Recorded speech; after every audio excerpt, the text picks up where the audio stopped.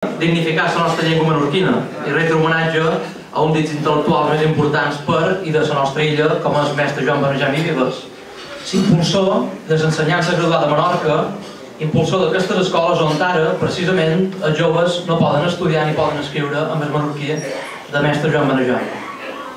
Dit això, m'agradaria que sapiguessin que els Premis Joan Benejam són una resposta a la indiferència pedant, diguem-ho clar, dels poders públics de les nostres illes en la salut del menorquí.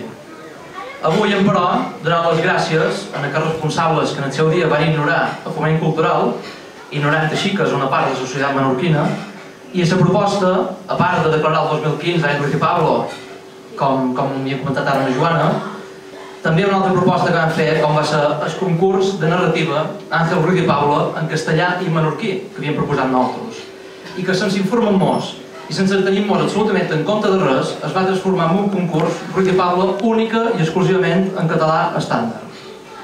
La nostra resposta, però, va ser ràpida i efectiva, i no us penseu que us vam pensar dues vegades. Van decidir ser nosaltres mateixos, una entitat sorgida de la societat civil, els impulsors i organitzadors d'un premi literari per prestigiar el menorquí. Així que va ser com va néixer el Premi Joan Benejam, ja que nosaltres ni tenim por, ni pretenem contentar en qui mai ens farà costat, ni estem empagueïts de defensar el menorquí.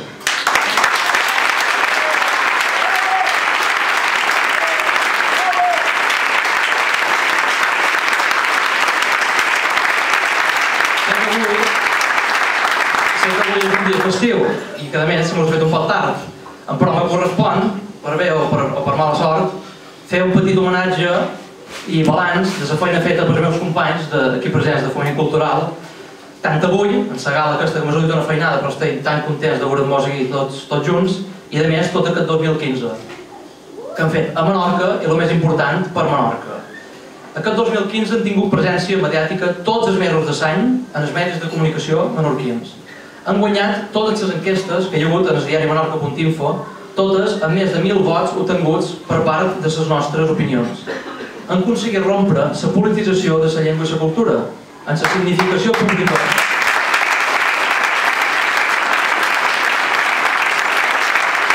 En la significació pública a favor del menorquí, de dirigents del Partit Popular, del Partit Socialista, de Unió del Poble de Ciutadella de Menorca, de Ciutadans de Menorca i de Proposta per les Illes Balears, demostrant la pluralitat ideològica que vertebra el missatge de foment cultural. Han aconseguit que l'obra guanyadora del primer Premi Joan Benejam fos publicada en menorquí, el més important de tot, en el diari Menorca. Han publicat diversos articles d'opinió en el diari Menorca, el dia del 150 aniversari d'Àngel Ruiz i Pablo, sobre en Ramon Llull, sobre el Miran Ferragut, que ara també us volen prendre, i sobre l'assalt turc del 4 de setembre a Mo, del qual han demanat a l'Ajuntament de Mo que també faci un estudi històric per esclarar els fets. Han demanat, antes de les eleccions, a tots els partits polítics de Menorca que es posicionassin i es comprometessin públicament amb el menorquí. Han presentat a Mo, juntament amb la Fundació Jaume III, el llibre Un model lingüístic per les Illes Balears, per escriure la nostra proposta formal per escriure en menorquí. Han aconseguit un debat públic i obert amb diversos professors de secundària de Menorca, que van concloure per part nostra en la resposta dues maneres d'estimar el menorquí.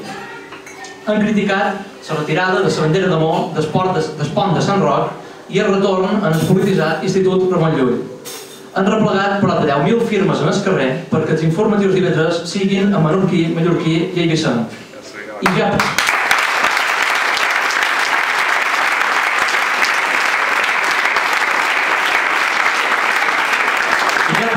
per acabar aquest balanç, a la Fira del Llibre menorquí hem hagut de patir l'intent roí de censura i xantatge inquisitorial d'una tal editorial arrela.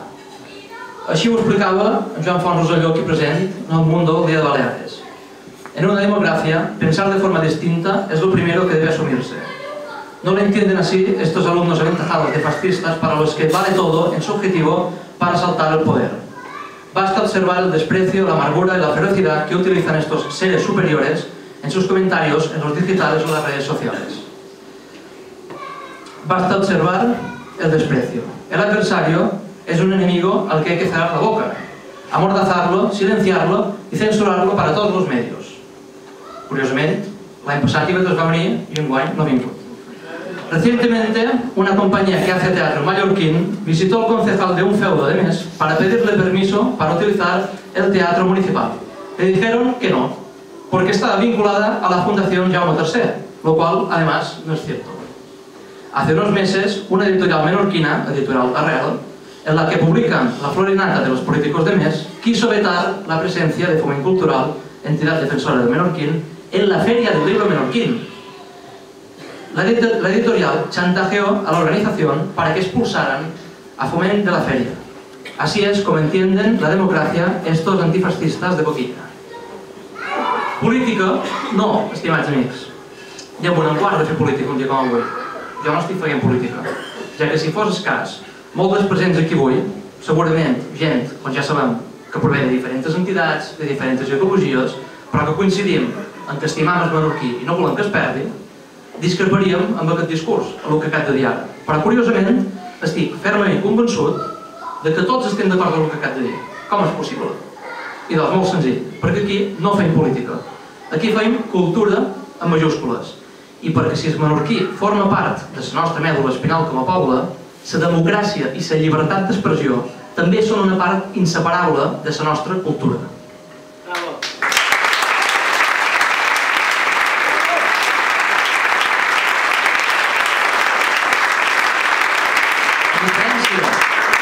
A diferència del que fan els que criminalitzen i demonitzen els que no pensen com ells, nosaltres avui ho deim ben clar. La defensa del menorquí no és possible des de cap tipus d'odi ni des de cap tipus d'intolerància.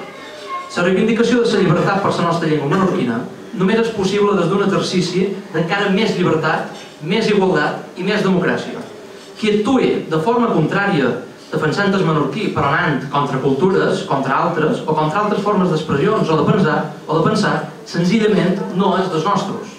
I qui digui que Foment Cultural actua d'aquesta manera, senzillament sap que no diu més que mentides.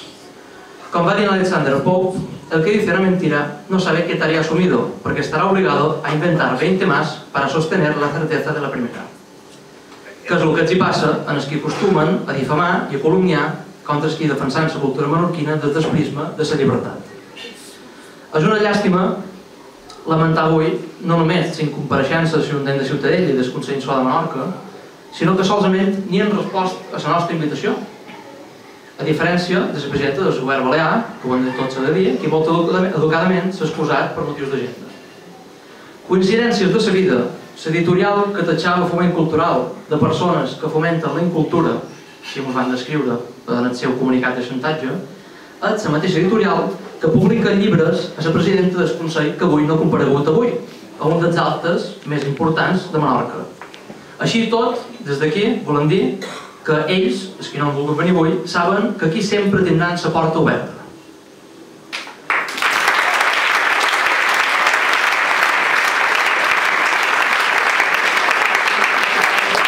En definitiva, i ja per no fer més llarg, des de Foment Cultural de Menorca tenim un missatge molt clar contra la intolerància i contra la intransigència de qualcuns.